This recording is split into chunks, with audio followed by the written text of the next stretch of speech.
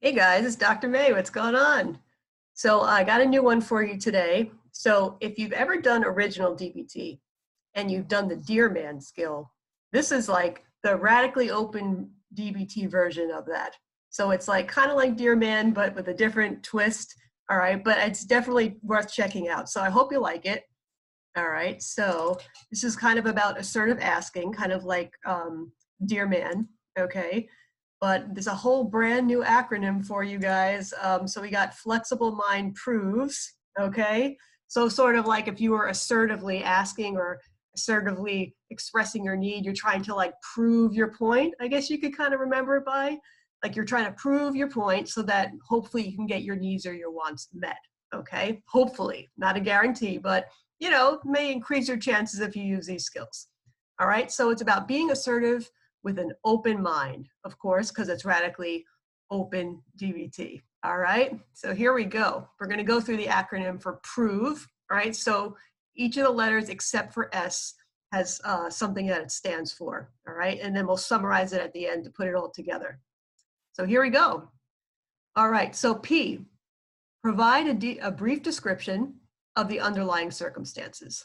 Okay, so you just want to describe to the person what's going on in a non-judgmental way. I think here. So whatever it's related to your request, just try to describe it.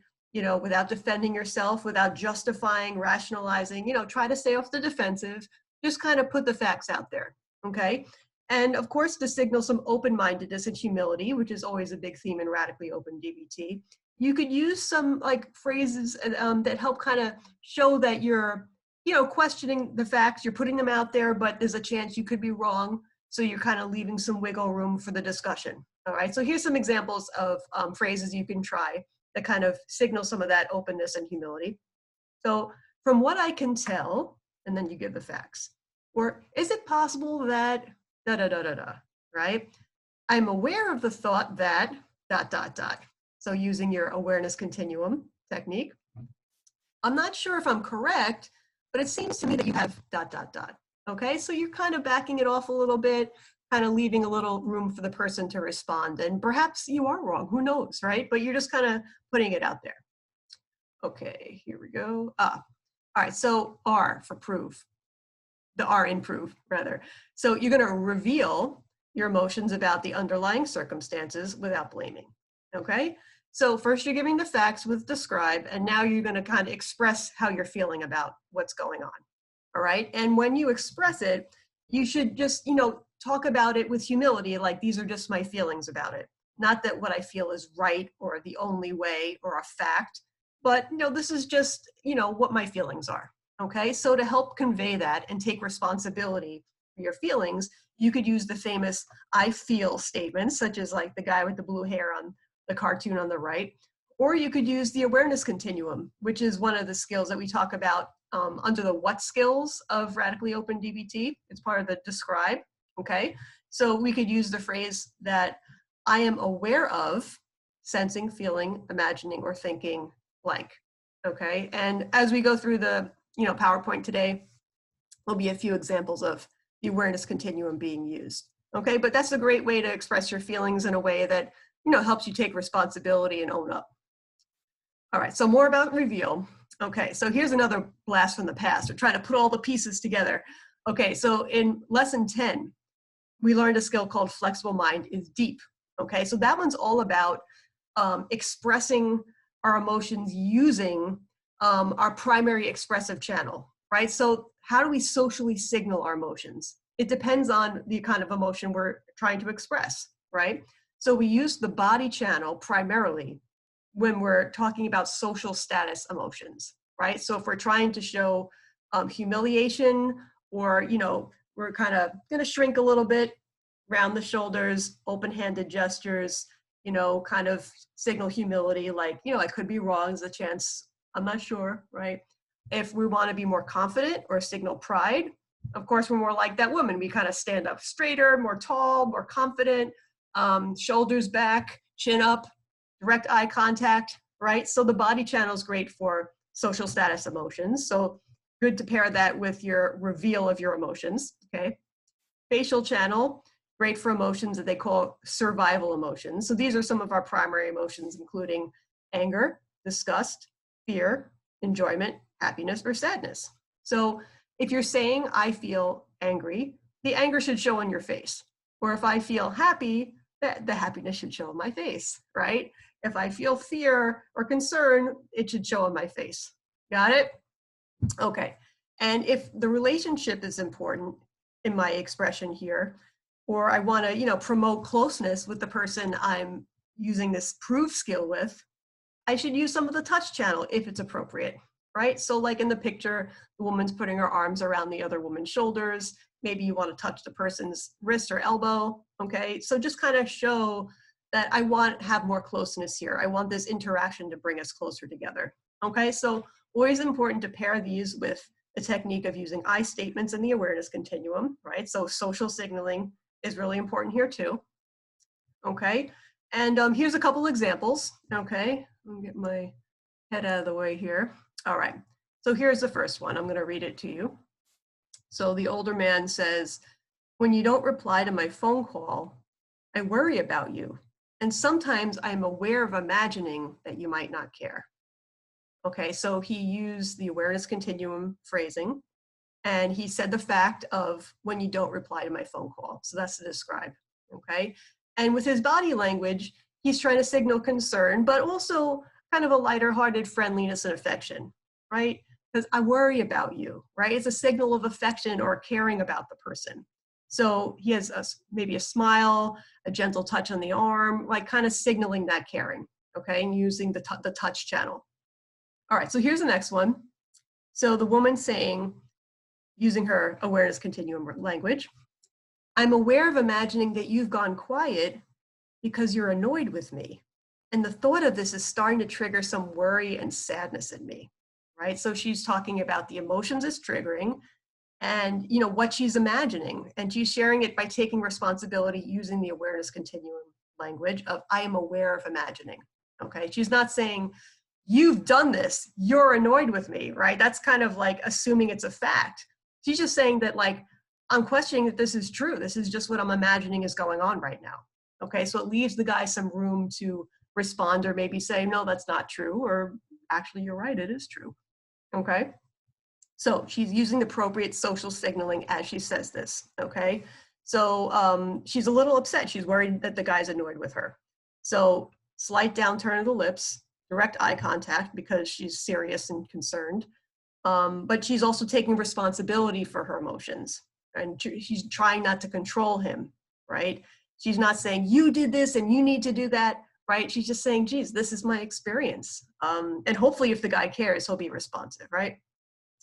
All right, so PRO, the O is acknowledge the other person's needs, wants, and desires, okay? So while we're expressing our own needs or our own wants, we also have to keep in mind that there's another person here, or more than one person sometimes, right? And when we acknowledge what they need too, it helps the interaction go so much better, right? They feel like they're, on an equal plane with us and that we care also, all right? So we could just let them know that we're interested in knowing their point of view or what they need from this interaction or how we could be more helpful to them, right? So it's a two-way street. We could kind of look at their body language and listen to what they're saying so that we're more empathically aware of what they may need or want, right? Sometimes we can kind of guess based on the subtle signals they're putting out there, but sometimes we could just ask them directly and they could tell us, okay? So it kind of depends on how the interaction's going in your relationship with that person. But most of all, we shouldn't just assume that we definitely know what they need or we definitely know what they want, okay? Sometimes we could be wrong. We might take a guess, but we could check it out with the person. And if they tell us we're incorrect, we should listen to what they have to say. All right. Okay, so here's, let's make a deal. All right, so sometimes it helps if we kind of negotiate what our needs and wants are with the other person. And we try to create a win-win situation so that we're both satisfied with the end result, okay?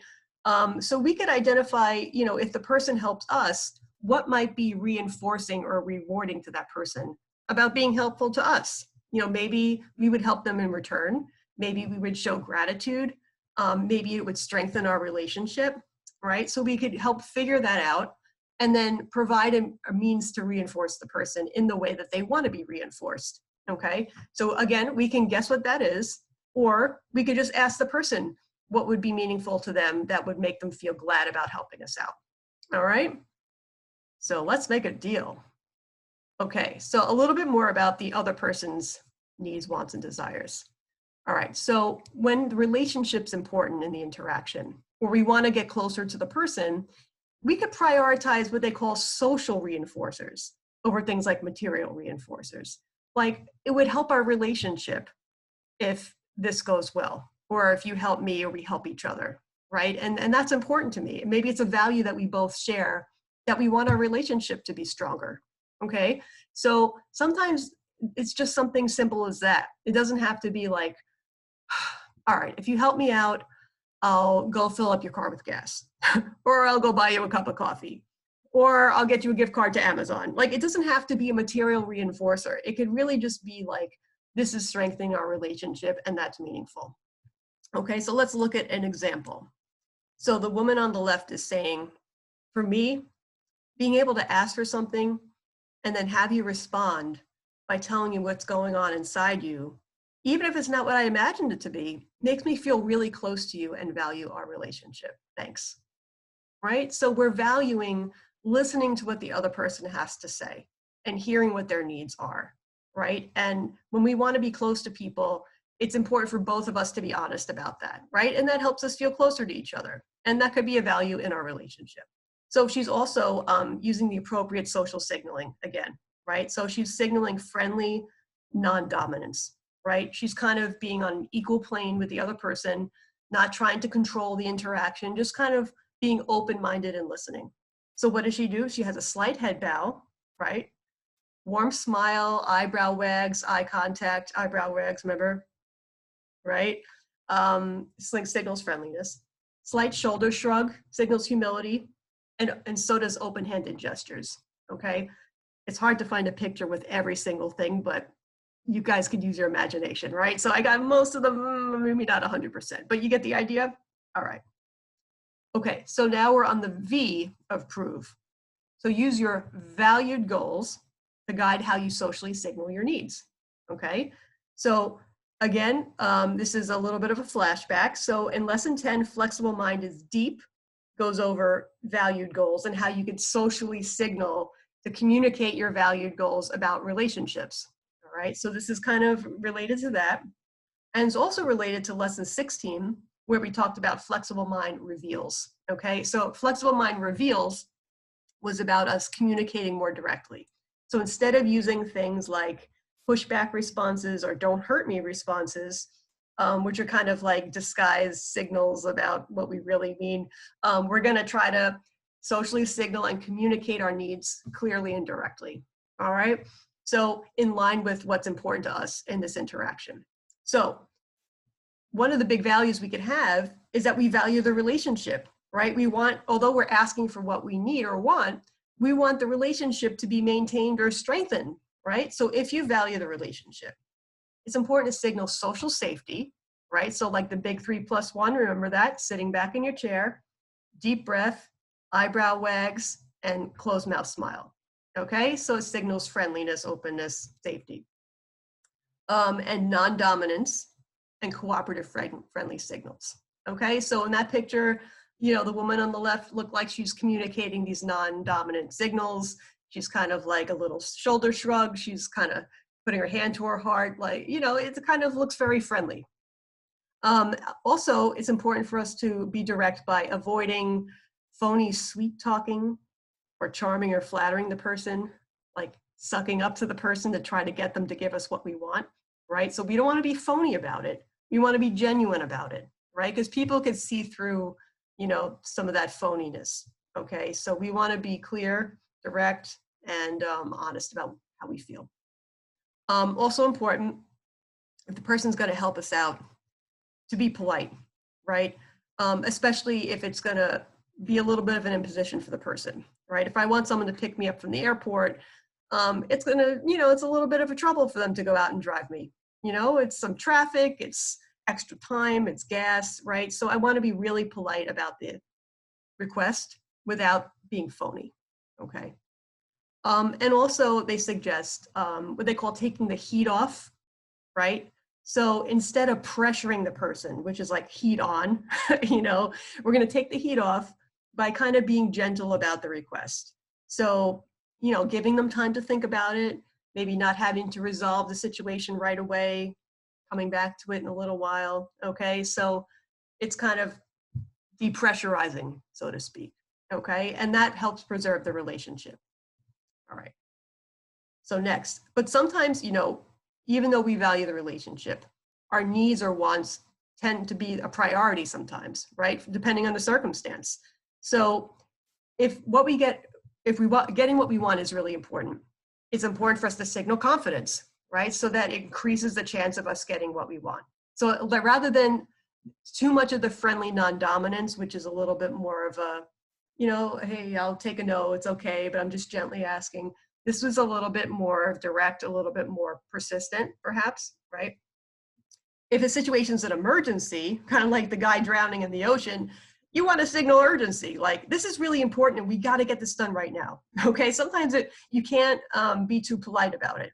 It's not like, oh, you know, it's all right. Oh, if I drown, I drown. But, you know, if you happen to be able to come by and save me or throw me a life preserver, I'd really kind of appreciate it. Right? No, it's like, I'm drowning right now. I need you to help me, like now, right? So sometimes it's really important. And, you know, you may not care if the person loves you after that, but you really need them to save you because you're going to drown, right? So it depends on the situation, right? Whether, you know, it's more important to value the relationship and perhaps take a no, or if it's really important to get our needs met and we have to like maybe be a little forceful about it, okay? So depending how things go. All right, so E of prove, we got to the end.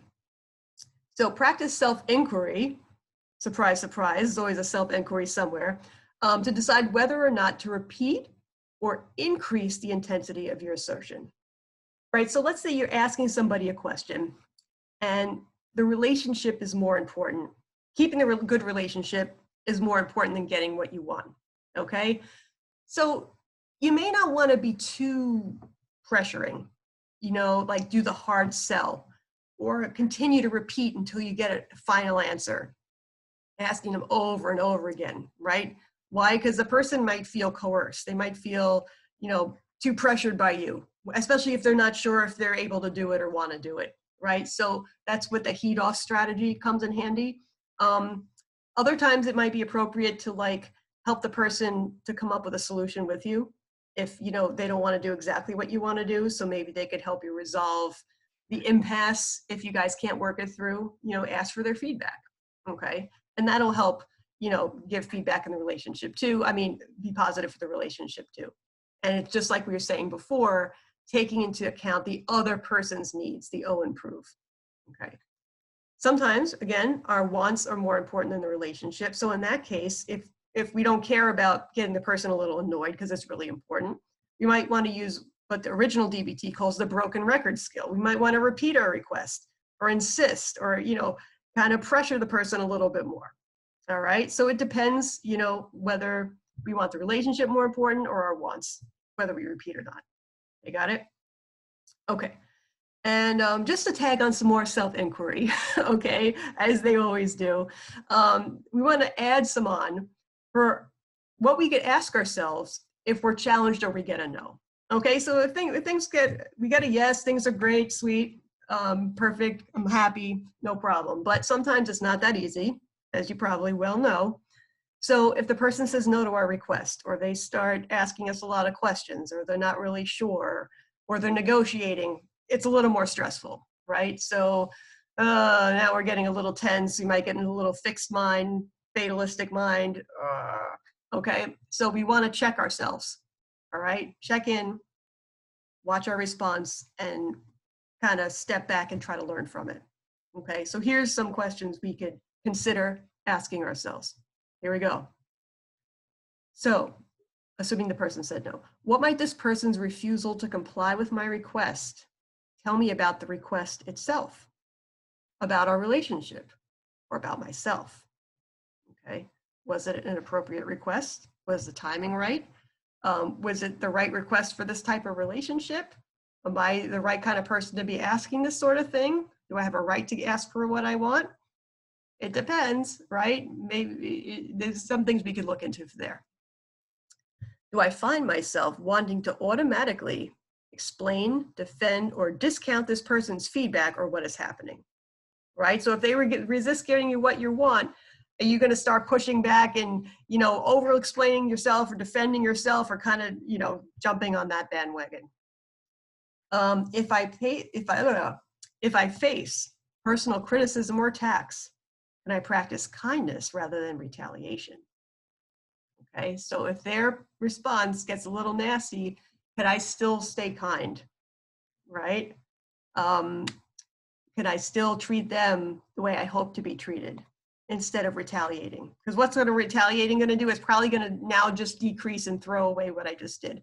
Like, even if I tried to be assertive, if I'm nasty, they're not going to want to help me now, okay? Or if they do, they're going to do it with resentment.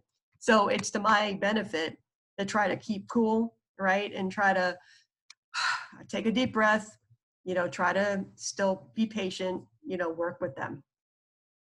All right. So again, we're challenged or we get a no.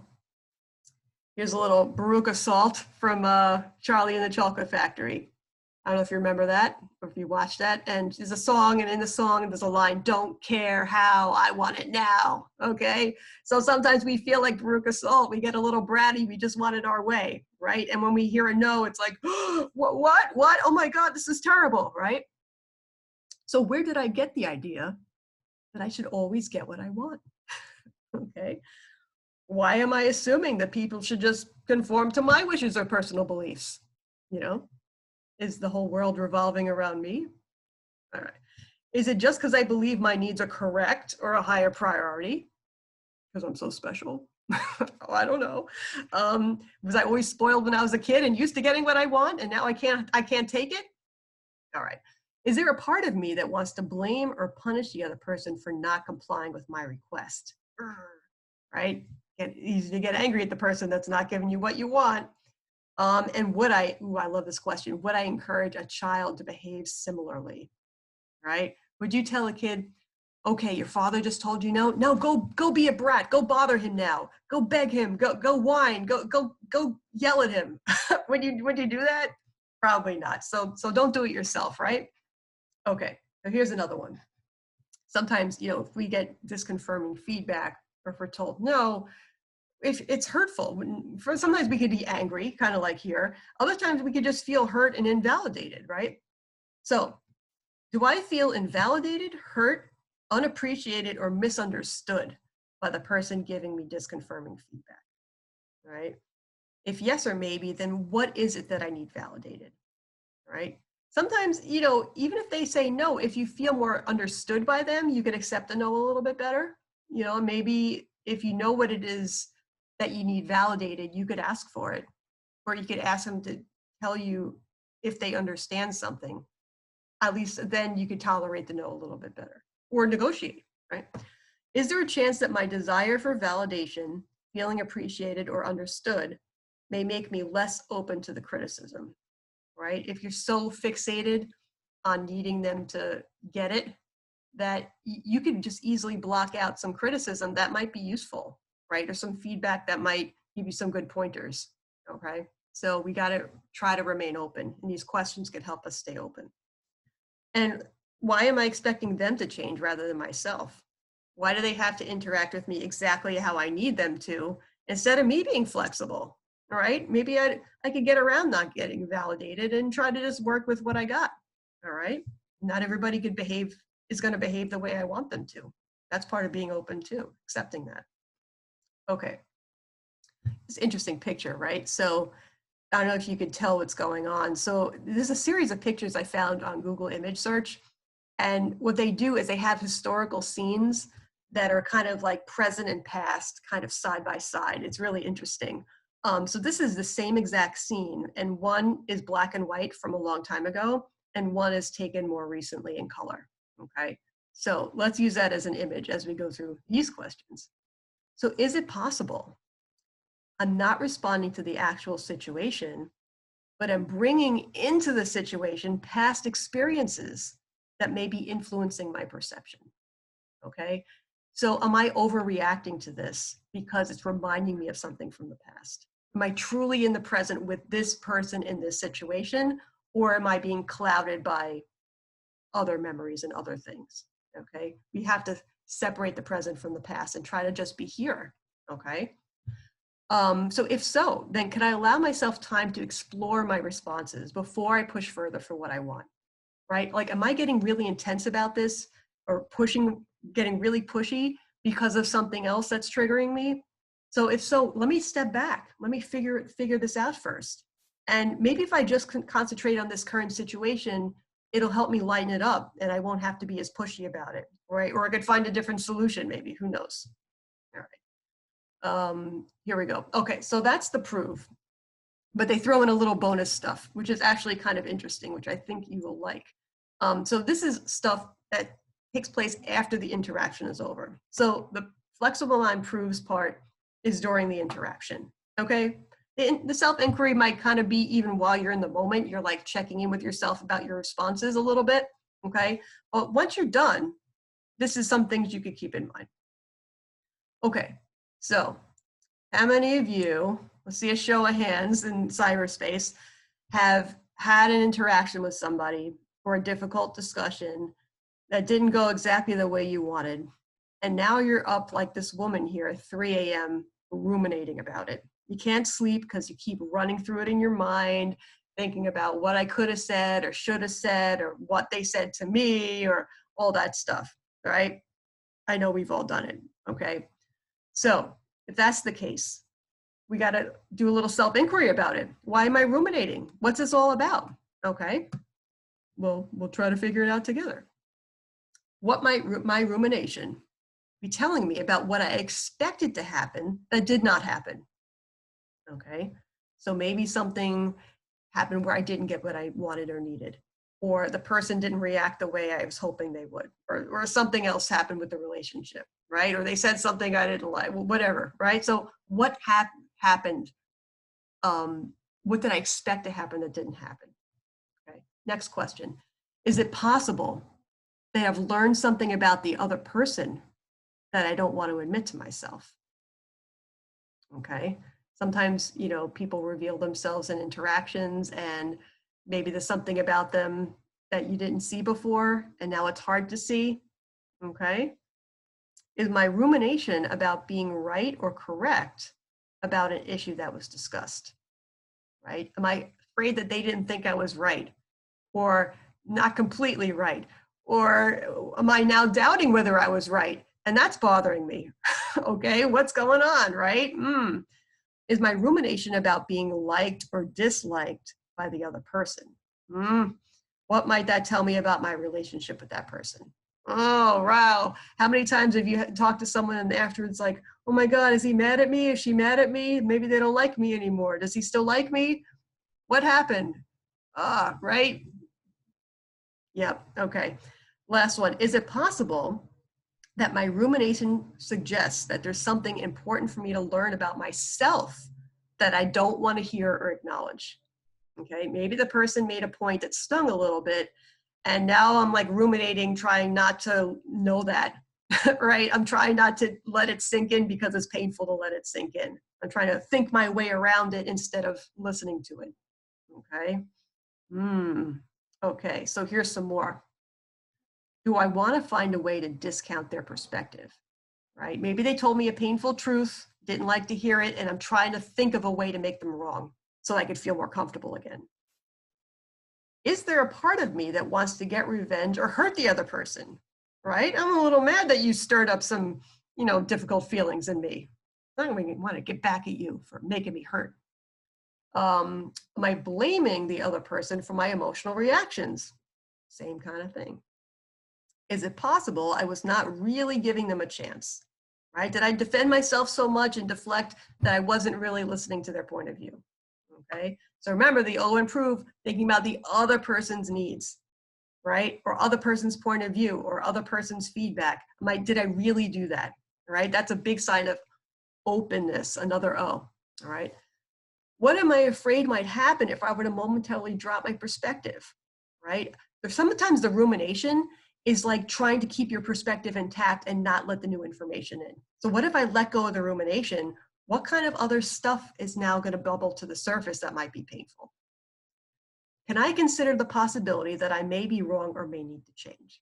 Okay, so once I let go of my defenses, I might have to consider that I have to change a little bit. All right, I can't just stick to the way I thought. I have to do something new. Do I feel like shutting down, quitting, or giving up? Fatalistic mind. All right, is it so hard to let in the truth that I'm just like, oh, forget it, just do it your way, I don't care? Okay, that's a fatalistic mind response. That's not keeping me engaged with the situation, right? And it's preventing me from learning because I'm just giving up. All right, stay with it, stay with it. And of course, what do I need to learn, right? The big self-inquiry question. So I really like these, right? Because rumination kills us sometimes, and it really helps us get to the bottom of it if we really ask ourselves these things. Or creative questions of your own, of course. All right, so other tips for after a social interaction. Okay, so some more blasts from the past in RO DBT. So the flexible mind sage skill. So that was all the way back in lesson 8, okay? So this is a skill we use if we're experiencing self-conscious emotions, such as shame, humiliation, guilt, or embarrassment, okay? So sometimes it's easy to feel that way after a difficult social interaction. We might be flooded with shame, for example. And we may not be clear about whether the shame is justified or unjustified. And depending on whether it's justified or unjustified will depend on what we do next, right? So if we do flexible mind sage, it helps us to sort this out. So if you're feeling shameful after the interaction, you could use self-inquiry to determine if the shame is warranted or not, right? There's a series of questions in flexible mind sage we could ask ourselves to help figure this out. If shame is warranted, we can go back to that person and apologize or appease them, you know, and try to make it up and do a repair. If it's not warranted, based on answering those questions, we can go opposite and act like there's nothing wrong because there wasn't anything wrong. And if it's somewhere in the middle and we could just show embarrassment because that's appropriate, that could be something we could consider for the next time we go back to that person. Okay, so see how the flexible mind sage works in here? So if you made your request and this is how you felt afterwards, this is how you could then respond. Another aspect of flexible mind sage to keep in mind is that there's also some questions in there about whether this relationship is toxic. Because if it's a toxic relationship, your shame might be unwarranted. So if you ask yourself the questions in flexible mind sage about whether or not this relationship might be toxic, that could help explain why you're feeling shameful. And if it's toxic, you could then decide, do I want to continue interacting with this person? Or, you know, do I need to put more space between me and that person? Is this the right person to ask for something that I need? And stuff like that. Okay, so that's a good thing to run through also. Okay, and then we didn't get to this yet because I'm posting the videos in order. But if you're feeling angry or resentful toward the person afterwards, perhaps because they told you no, or they gave you some painful feedback, or they said something that hurt your feelings, it's important for your own sanity and the relationship to try to forgive the person, okay? And forgive yourself too, if you weren't happy with how you interacted in this situation, right? If you weren't happy with how you did flexible mind prove, or it didn't go the way you wanted to, you might have to forgive yourself as well, all right? So flexible mind has heart is going to be a skill we're going to use to work on forgiveness, but there's lots of other ways to forgive as well. And I do currently have a video up about forgiveness you could also refer to, just general forgiveness, okay? All right, so here's a summary, okay? Putting it all together. So flexible mind proves a skill about being assertive with an open mind, all right? So we're gonna go in by providing a brief description of the circumstances, right? Or what we wanna ask for, or what kind of thing we wanna say no to, or whatever, all right? Expressing our needs. We wanna reveal our emotions about it without blaming, right? So we're gonna describe it, we're gonna express our emotions. We're going to acknowledge the other person's needs, wants, and desires, and maybe even reward them or reinforce them for helping us out if they choose to help us out. And use our valued goals to determine how we're socially signaling. So are we prioritizing the relationship and kind of being a little bit more gentle, a little bit more friendly, or are we prioritizing our goals and it's more confidence and it's more urgency? Okay, and finally, practice self-inquiry to help decide whether or not to repeat our request. Should we do broken record and keep repeating it because our wants are more important, or should we just back it off a little bit, turn the heat off, and give the person a chance to think about it? Okay, and of course, we could also do a whole lot of self-inquiry just to learn from this situation as we discussed before. All right, so there you go. So a little similar to Dear Man, a little different, but definitely some useful stuff, right? So I hope that helps you get your needs met, okay? Express your wants and all that stuff. So check it out, try it. All right. Thanks for listening, everybody, and I'll see you in lesson 19. All right, bye for now.